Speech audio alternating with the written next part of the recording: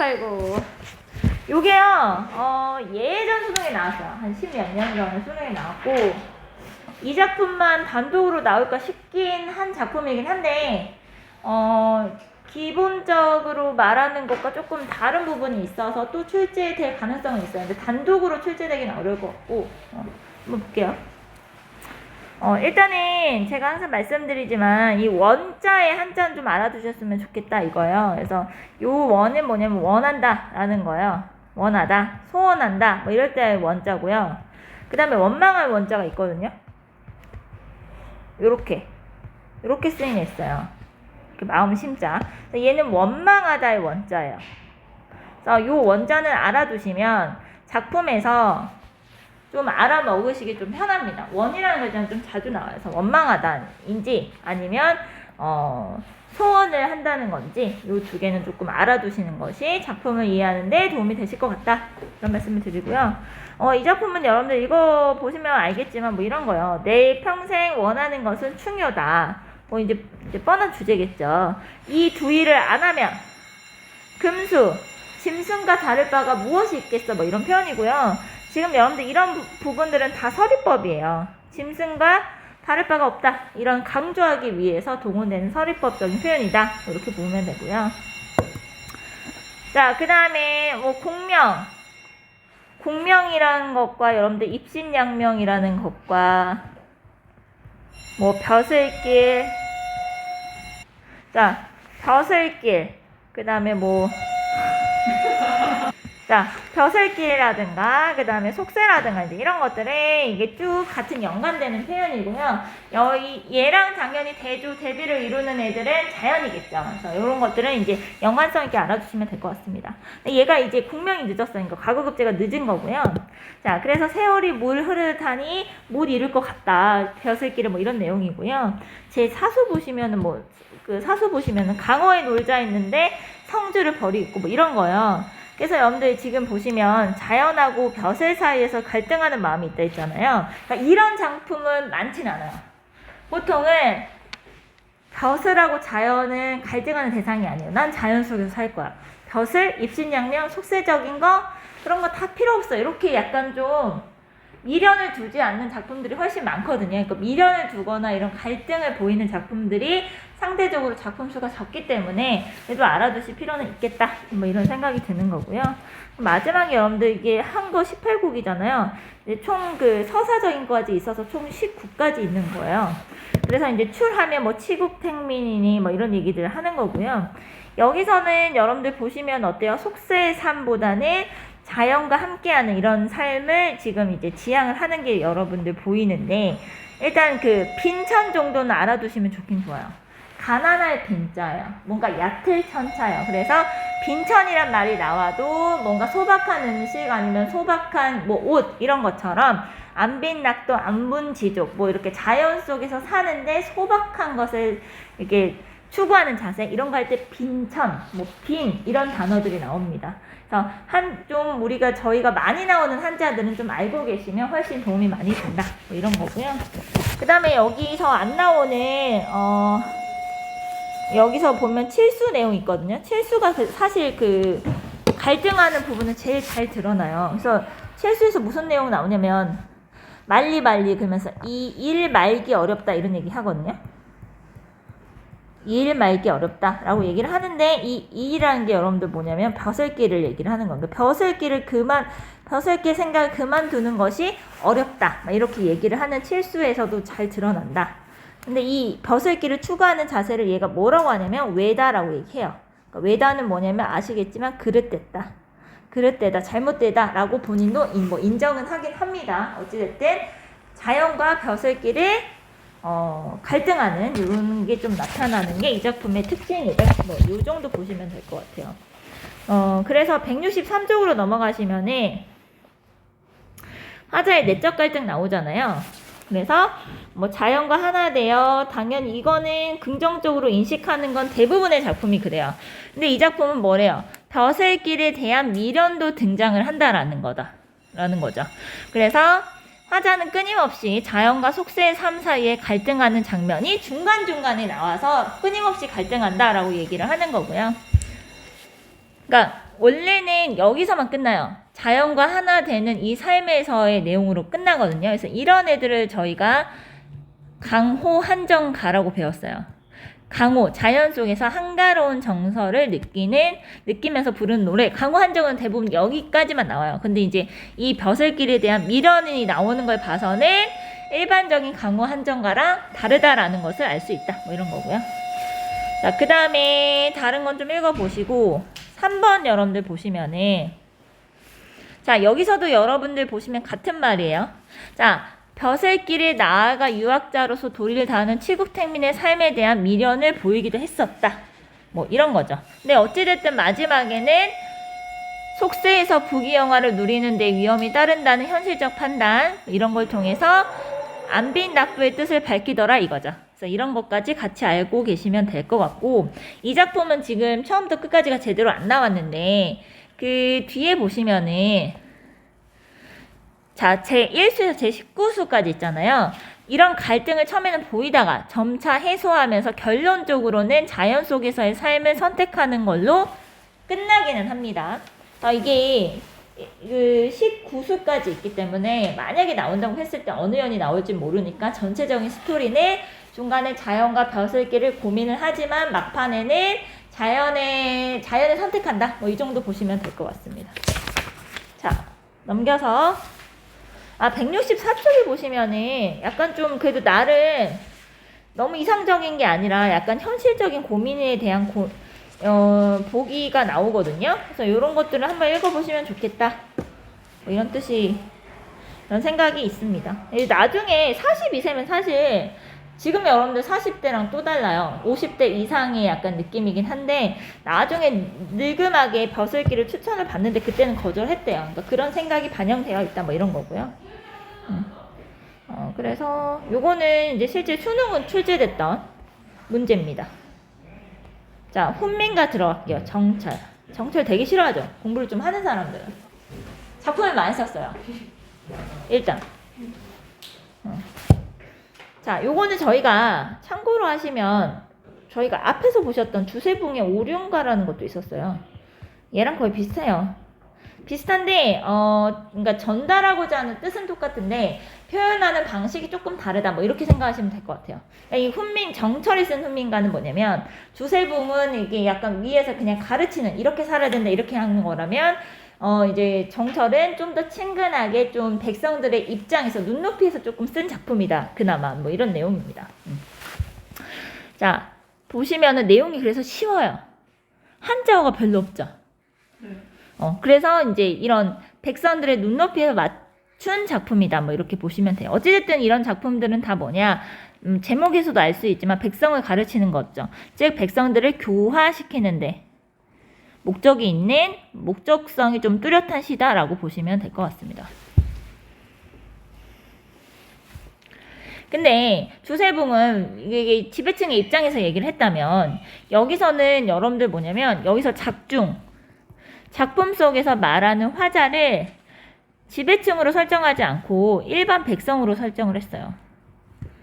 일부러. 그러면 어때요? 백성들 입장에서 정서적으로 어때요? 더 설득당하기 쉽겠죠. 감화되기 쉽겠죠. 이제 그러한 약간의 이제 목적, 의도를 가지고 쓴 작품이다. 뭐 이런 것들을 포인트로 잡으실 수 있을 것 같습니다. 자, 그래서 이수 이런 것도 보시면 알겠죠. 형아, 아이야, 네 살을 만져보아라. 너 누구한테 태어났니? 당연히 한 부모겠죠. 한 부모한테 너희들 태어나지 않았냐. 그러면서 한 점 먹고 우리 함께 컸잖아. 그래서 다투는 마음, 다른 마음을 먹지 말아라. 그러니까 형제 간의 우애, 뭐 이런 것들 얘기를 하는 거고요.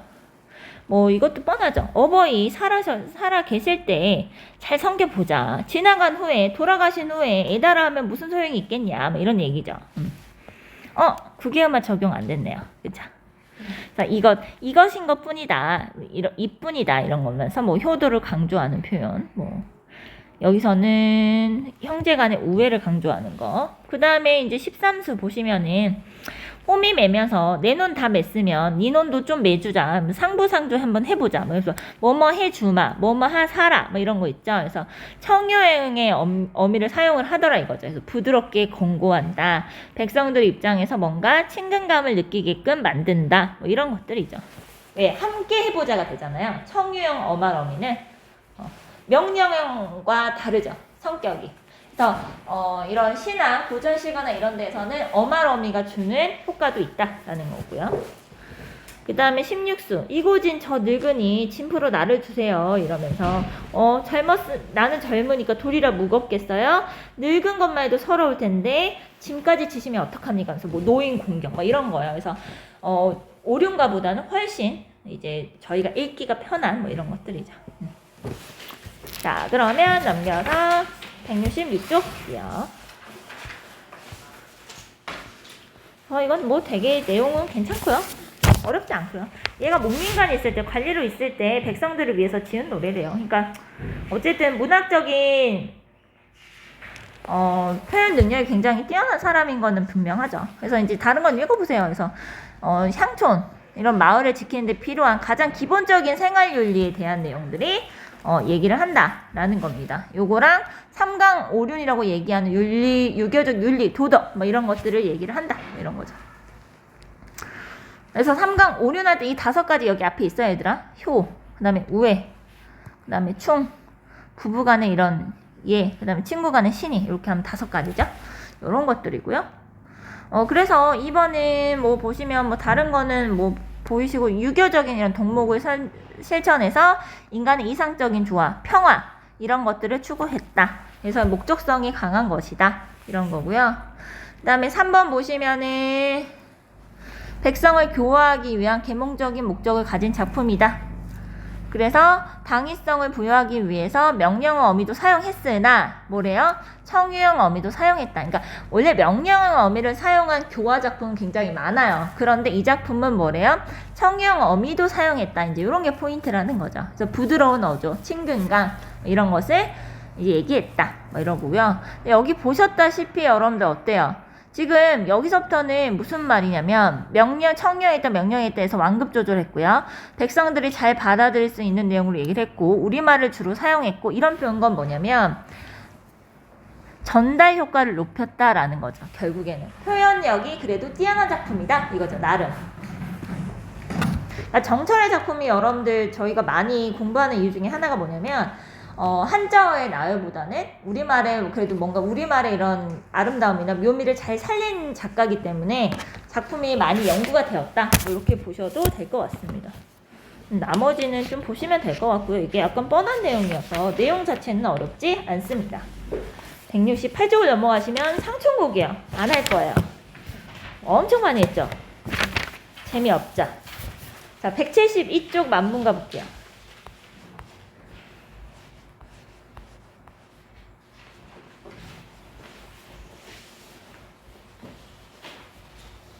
노잼이에요, 노잼. 자, 만분가. 자, 이게 만분가라는 작품이 있고요. 나중에 여러분들 저랑 이 작품을 하실 거예요. 만원사라는 작품을 하실 거예요. 그러니까 뭐냐면 둘 다 유배가사예요. 유배를 간 상태에서 썼는데요.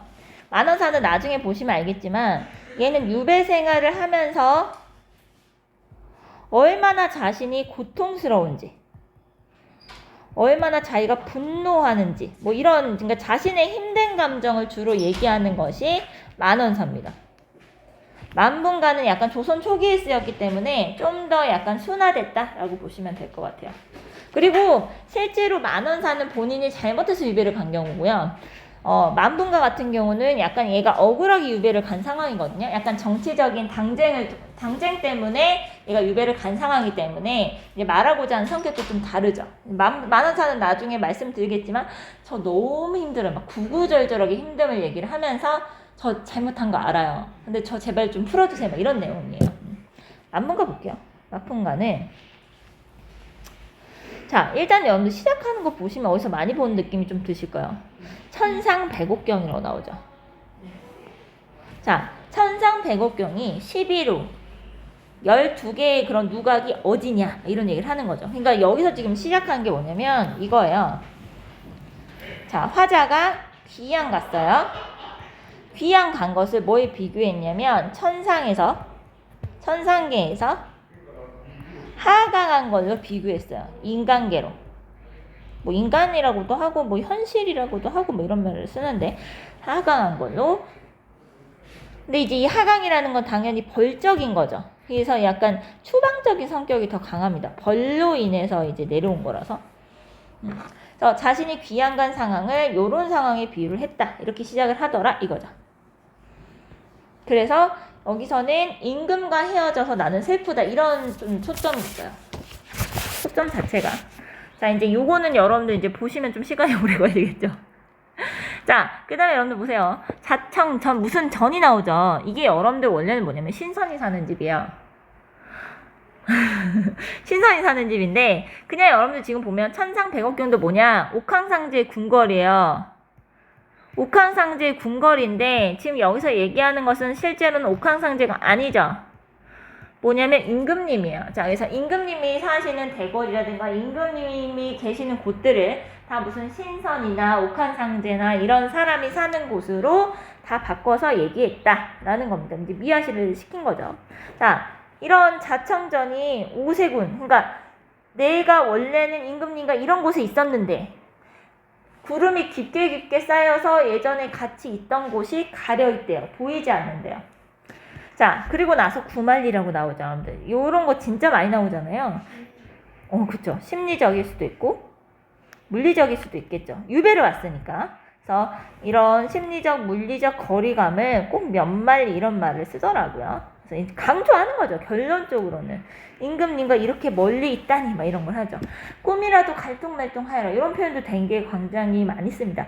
꿈에서라도 꾸지 않으면 나는 갈 수가 없다 뭐 이런 표현인 거죠. 차라리 쉬어져. 차라리 사라져서 억만법 변화해서요. 뭐가 되겠대요? 갑자기 늦은 봄에 두견되겠다고 하죠. 그래서 이런 거 뭐라 그래요? 분신이라고 하죠. 유배지나 귀양에 관한을 본인이 자유롭게 다닐 수 없기 때문에 항상 분신을 만듭니다. 그러니까 뭔가 임에게 바치고 싶다라든가 내가 무엇이 되고 싶다라든가 이런 표현을 많이 쓰는 거죠. 두견에 넋이 된다 이러면서. 그리고 기본적으로 이럴 때 꾀꼬리 하면 안 어울리는 거죠. 두견처럼 뭔가 한이 많고 슬픈 새에 넋이 된다고 했을 때 뭔가 구구절절 더 슬픈 느낌이 들겠죠. 그래서 이와 가지 뭐 이런 거죠. 여러분들 이화, 그래서 요건 좀 알아두시면 좋겠다고 말씀드린 게 이게 종종 나와요. 이상하게 백꽃이 많이 나오더라고요. 그래서 백꽃 나오면 여러분들 계절은 봄이에요. 여기서 뭐 물어보진 않더라도 그냥 봄이구나 뭐 이런 정도 알아두시면 좋아요.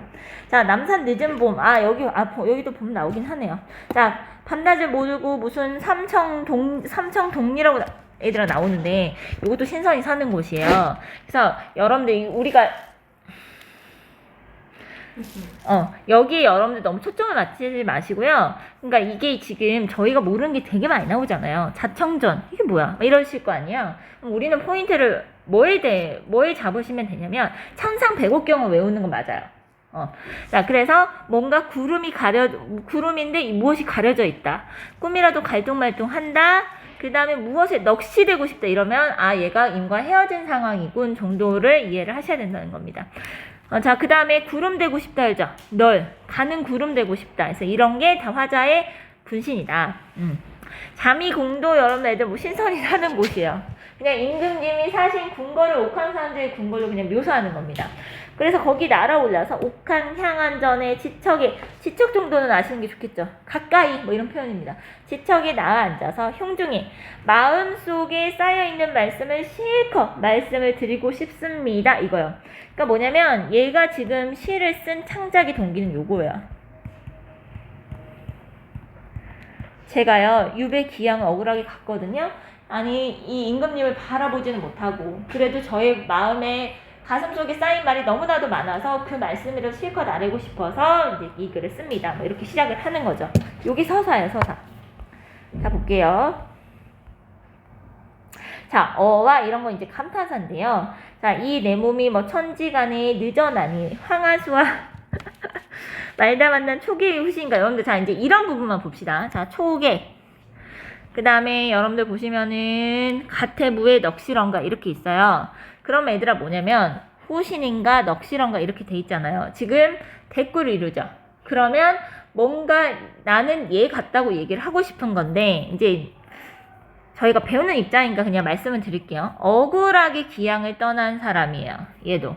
얘도 모함을 받아서 자천된 사람이에요. 그러니까 지금 이런 사람들이 얘기를 하는 것은 그러니까 여러분들 모르는 말이 나와요. 갑자기 사람 이름이 나오나 그럼 아 고사 인용했구나 이 정도만 아시면 돼요. 고사 인용을 하면서 근데 얘가 이제 이 작품에서 이런 고사를 왜 인용을 하냐면 나는 이건 거지. 이런 사람들처럼 억울하다라고 얘기를 하는 거죠. 유배의 가사니까 이제 이런 말이 나오는 거고 저희 왜 상중국 하면서 말씀드렸을 때는 고사 인용하면서 뭐예요? 그만큼 내가 보는 자연의 경치가 아름답다 뭐 이런 거죠. 그래서 이런 지금 나오는 고사 인용 되는 사람들은 다 중국 사람들이에요. 여러분들 다 중국 사람들입니다. 자, 그래서 한숨은 무슨 일이고 형강은 고향이라 뭐 이런 건데요. 그러니까 형강이 유배지인데 이게 고향 같다 이런 말은 오래 있었다 뭐 이런 표현입니다. 그러니까 우리가 여기서 얘들아 모르면 이게 작품을 풀면서 좀 모르겠다 그럼 일단 넘어가시면 돼요. 우리가 근데 자주 반복되는 포인트들은 알아두시면 좋다 뭐 이런 거요. 우리가 일단 얘들아 앞에 여기까지는 잘 모르겠다 쳐. 근데 요건 알겠죠. 한숨은 무슨 일이냐 라는 걸 하면 아 얘가 부정적인 상황에 처해 있군 이 정도는 저희가 알자는 거예요. 일단은 자 10년을 유락한다 이거는 뭐냐면 유배지에서 막 떠돌아다니니 자 우리 아는 거 나왔다 그치. 백구와 벗이 되어 함께 놀자고 했대요. 요거는 뭐냐면 예전의 소망이야.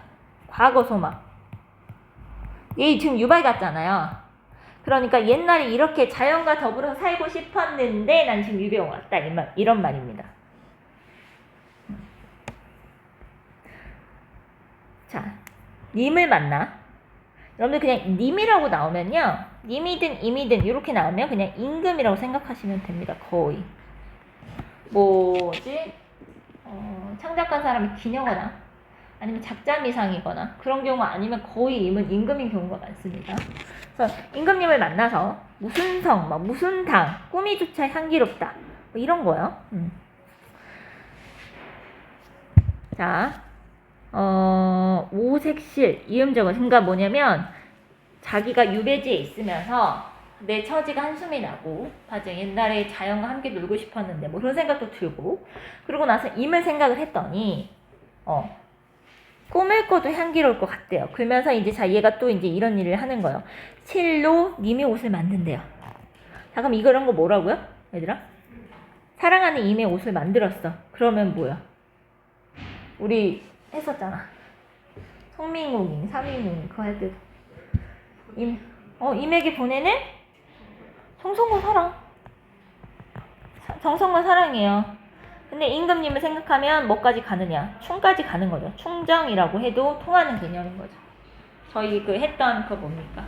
충신연주지사 기억나시죠? 그거 생각하시면 됩니다. 자, 그래서 배곡 같은 내 마음이라. 그럼 뭐야? 내 마음은 결백해요. 나는 억울하게 모함을 받아서 기양 같다는 얘기를 다시 한번 하고 있는 겁니다. 그러면서 님을 위하여, 임금님을 위하여서 내 마음은 계속 지키고 있다. 뭐 이런 거죠. 그러니까 얘는 계속 충성, 심을 강조하면서 얘기를 하고 있는 거죠. 저는 임금께 지금도 유배의 기양간 지금도 임금님에 대한 충성이 변하지 않아요. 뭐 이런 얘기를 하는 겁니다. 장하는 좀 외워두라고 아마 말씀 한번 드렸을 텐데 장하는 한양입니다. 임금 계신 곳 한양. 다른 작품에도 나옵니다. 아 얘들아 여기 봐봐. 님의 옷을 못하여도 무려 바다 같은 님의 은혜를 조금이나 갚을 수 있을까 뭐 이런 표현이에요. 그러니까 나는 유배 기양을 왔지만 임금님의 은혜가 너무 크다는 걸 깨닫고 임금님의 은혜를 갚을 수 있을까 이런 생각을 합니다. 뭐 이런 이제 아부성 발언들을 쏟아냅니다. 자, 어젯밤에 무서리 쳤거니, 요게 이제 만약에 이게 무오사화라고 해서 그 신하들끼리 싸워서 얘가 당쟁이 그 휘말려서 사실 유배 기항 온 거거든요. 근데 이걸 물어보려면 분명히 보기를 주긴 줄 거예요. 보기를 줄 거예요. 그래서 아무튼 서리가 쳤으니 막 이러면서 뭐 주게 대나무가 뭔가 차는구나 이런 거죠. 그래서 일단은 전반적으로 다 이해하실 수는 없어요. 그래서 여러분들이 공부를 하실 땐 지금 좀 약간 답답한 느낌이 슬슬 들 거예요. 가사 작품을 시작을 하니까. 일단은 뭘 하시면 좋냐면 여러분들이 가사 작품은 좀 미리 예습을 하시면 좋긴 좋아요. 이거는 그냥 복습으로만 가기에는 그냥 수업할 때 일일이 다 하기엔 시간이 많이 걸리고 어느 정도 무슨 내용인지는 알고 시작하시는 게 좋거든요. 저랑 수업을 하고 나서도 요거 여기 부분을 좀 잘 보셔야 돼요. 여기 부분을 하기 전에는 뭘 보고 와요? 하기 전에 요 정도 요게 무슨 내용인지 요게 무슨 내용인지 좀 읽어보면 좀 좋긴 좋겠죠. 이게 이제 봐봐요. 연시조까지는 그래도 어떻게 넘어가긴 괜찮았죠. 가사작품 들어가니까 어때요? 진도가 안 나가기 시작해요.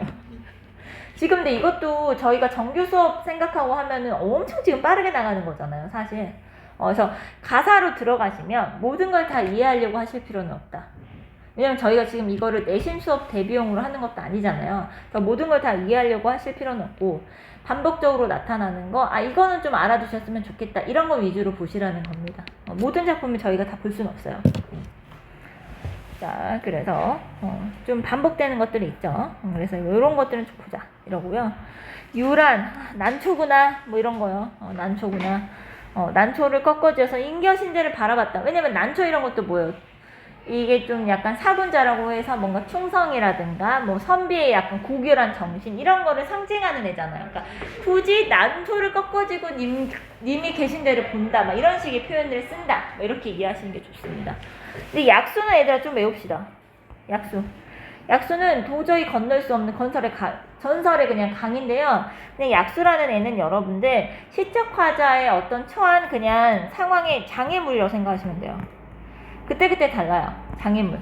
여기서는 간신배의 뭐 의미로 해석될 수 있는 거고 어쨌든 장애물입니다. 얘가 간신배들 때문에 어때요?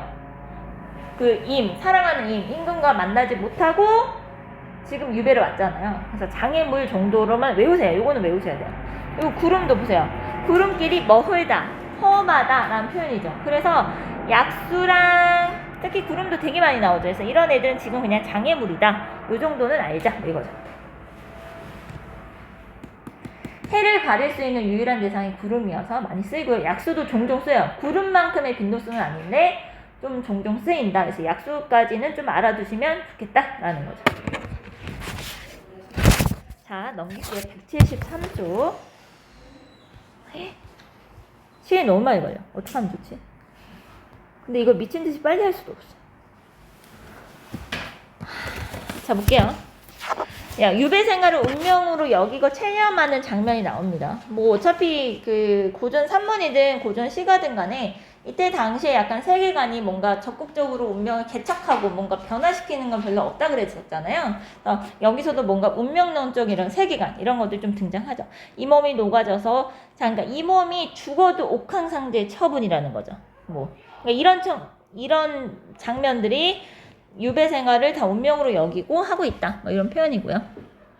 그리고 이런 표현들이 여러분들 어때요? 자, 이 몸이 씌어져도 옥황상제의 처분이 그러니까 이 몸이 다 죽더라도 다치든 죽든 다 옥황상제의 처분이라는 것은 뭐냐면 저는 그만큼 임금님을 믿고 있어요. 이런 표현이에요, 여러분들. 그러니까 자신의 충성을 여기서도 지금 얘기를 하는 거죠. 근데 충성을 얘기하는 방식이 약간 이제 하소연식인 거죠. 좀 불쌍하게 얘기를 하고 있잖아요. 그쵸? 불쌍하다라고 할 수 없으니까 하소연을 하고 있다. 이 정도 보시면 되겠죠. 이제 막 슬슬 더 시작하죠. 점층적이죠. 뭐래요? 녹아지고 없어져서 혼백조차 흩어지죠. 그러니까 여러분들 지금 보세요. 엄청 불쌍한 척 하고 있어요. 얘도. 우연한 척 하지만 제가 이렇게 없어져도 뭐래요? 공산, 산에, 총류같이 남자 없이 군이다가 자, 뭔 말인지 이제 슬슬 모르겠죠? 산은 알겠지, 얘들아? 무슨 산에 뭐뭐 없이, 님자 없이 군이다가 그러니까 뭐냐면 내가 유배지에서 혹시 죽어가지고 막 흩어져서 아무런 임자 없이 군이다가 무슨 산, 제일봉에 뭐가 되겠대요. 자, 대충 보니까 자, 이 산에 제일봉, 제일 높은 봉우리에 뭐요? 소나무가 되겠대요. 소나무가 어떤 애예요? 지조와 절개죠. 즉 뭡니까? 하자의 분신들이에요. 지금 여러분들 이 밑에 임에게 다가가고자 하는 시도라는 것이 다 분신들이죠. 왜? 얘는 유배 기한 가서 움직일 수 없어요. 그러니까 자신 대신에 뭔가 임에게 자신의 이런 충정, 사랑을 전달할 만한 매개체를 찾는 거죠. 자, 그 다음에 그래서 이게 돼서 바람이 뿌리는 소리 혹시 님의 귀에라도 들어갔으면 좋겠습니다. 뭐 이런 표현입니다. 자, 그 다음에 윤회 만겁하여서 여러분들 윤회 사상 정도는 아시죠? 태어나서 죽고 나면 다시 태어난다 뭐 이런 거예요. 이게 만겁이나 돼서 완전 과장이죠. 금강산이 하게 되었대요. 학도 여러분들 뭐냐면 약간 신선들과 같이 노니는 새여서 굉장히 이미지가 좋은 애죠. 자, 이런 학이라도 되어서 12,000봉 마음 갓솟아 올라서 가을 달 밝은 밤에 슬피 울어 님의 귀에 들어가고 싶대요. 그러니까 이런 것, 이 학도 화자의 분신인 거죠. 그렇게 되더라도 모든 것은 옥황상제의 처분입니다. 뭐 이런 얘기하는 거죠. 그러니까 겉으로 체념이긴 한데 저는 이렇게까지 임금님을 생각하고 있어요 라고 구구절절하게 쓰는 거예요. 유배 가사들은 다 이렇습니다. 약간. 자, 상면 3입니다. 자, 요 한 정도는 아시라고 말씀을 드렸어요. 한이라는 감정은 무엇이냐? 단순한 슬픔과 한은 구분돼야 된다라는 말씀을 드렸어요. 슬픔이 뭔가 훨씬 더 겹겹이 쌓인 감정이 한이다라는 말씀을 드렸었고, 자, 한이 자신의 마음에 뿌리가 된대요. 눈물로 가지를 삼겠대요. 봐봐, 얼마나 절절해.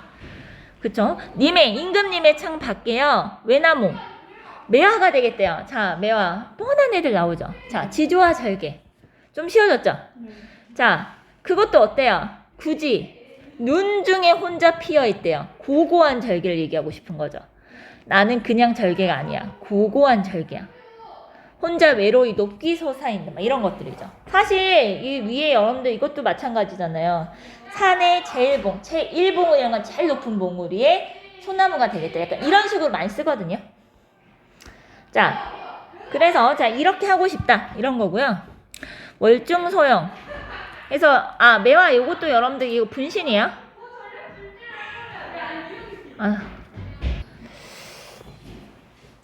자, 그래서 님의 옷이 분당 그러면서 어여쁜. 얘들아 어여쁜 나온다. 여기 어여쁜 뭐야?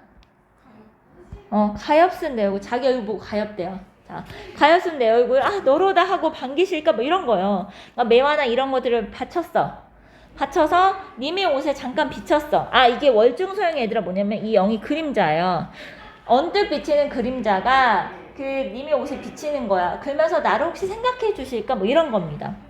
그래서 약간 애들아 이제 소재만 달라질 뿐이지 저희가 보셨던 작품들과 크게 약간 다르지 않는 느낌이 조금 받으실 거예요.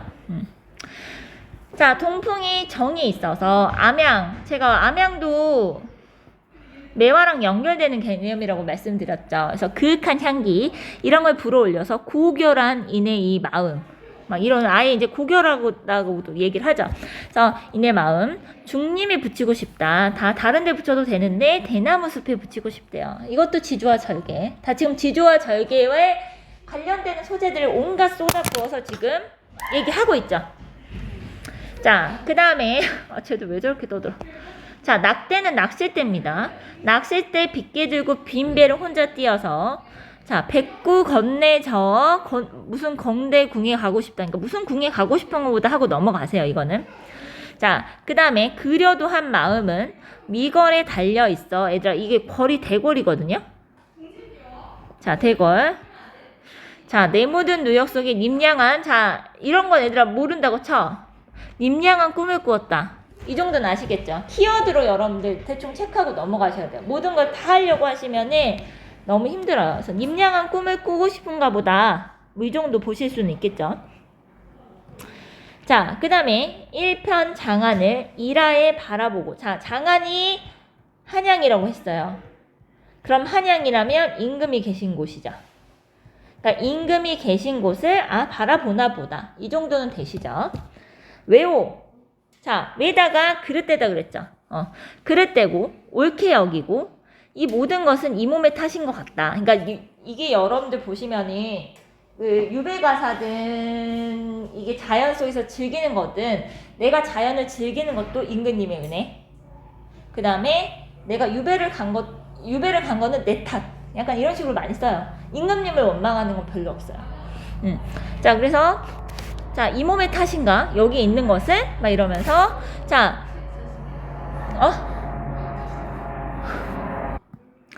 한강 건너저 임금 계신 궁궐에 가고 싶다 이런 얘기예요. 지금 여러분들 임금에 계신 궁궐에 가고 싶다 이런 거예요. 자, 그 다음에 지금 이게 여러분들 이게 조금 어려워요. 그냥 임금님이 보고 싶다는 얘기를 하는데 약간 구구절절 얘기하는 느낌이거든요. 여러분들 여기 보세요. 임금님 계신 곳을 바라보고 아까 이게 장안 얘기하는 거예요. 장안. 그 다음에 그르게 머물고 옳게 머뭇거리고 그러니까 그냥 내가 마음속에서 이런 생각도 하고 저런 생각도 하고 유배 기양 와서 마음이 심란한 거예요. 근데 어쨌든 유배랑 기양이 온 것은 다 이게 나의 탓이야. 자책합니다. 자책하고 자, 이 몸이 전혀 몰라서 하늘의 이치가 막막하고 물을 길이 전혀 없대요. 복희씨 이런 거 빼. 일단 너무 힘들지. 자, 그러니까 얘들아 지금 이거 다 보면은 뭐냐면 이거야. 나는 임금님이 너무 보고 싶어. 임금님을 못 보는 상황. 그래서 나는 너무 슬퍼. 그래서 갑자기 슬퍼 이러면서 임금님을 꿈이라도 보고 싶어. 막 이런 얘기를 하다가 갑자기 새야. 너는 내 마음 아니? 막 이러면서 내 마음, 내 가슴은 정말 산이 되고 돌이 되고 정말 비가 되고 물이 되어서 어디서라도 내 마음을 이렇게 알아줄 사람이 있을까? 막 이러면서 너라도 사귀어서도 공감해야 될까? 막 이런 내용이에요. 어렵죠? 네, 너무 어려워요. 그래서 여기 설명하려다가 도저히 안 되겠어서 지금 해석으로 넘어왔거든요. 그러니까 여러분들 갑자기 얘가 자 우리가 그러니까 여기서는 여러분들 뭘 아셔야 되냐. 이만한 꿈을 꿀 만큼 님이 보고 싶은가 보다. 장안을 바라본다는 걸 보니까 임금님이 계신 한양을 바라보고 있나 보다. 그 다음에 내 몸의 탓이다. 자책하고 있나 보다. 요 정도는 아셔야 되고 그 다음에 갑자기 새야 구름 위에 있는 나는 새야 이러면서 무슨 얘기를 하느냐. 너는 어디 가면서 울어내느냐 하면서 너랑 새야 이러면서 이게 이렇게만 보면 진짜 안 보이죠. 그래.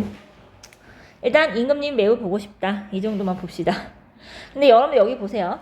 산이 되고 돌이 되고 어디 쌓여있고 비 되고 물 되고 어디 울면서 지나느냐 이런 거죠. 지금 이게 여러분들 원래는 제가 정리한 건 이건데 자 보세요. 대꾸는 된 건 이해되시죠? 그 다음에 무엇이 되고 반복된 거 보이시죠? 내 마음이 뭐예요? 산이 되고 비가 되고 물이 된대요. 그래서 약간의 과장법도 쓰였다. 뭐 이 정도까지 보세요. 그러니까 뭐냐면 내가 유배 기양 간 것을 임의 탓을 하진 않아요. 정치적인 당쟁에 휘말려서 자기가 유배 기양을 갔으니까 좀 억울하죠. 그래서 억울하고 유배를 간 억울하고 분한 마음을 자연물을 통해서 표현하고 있구나.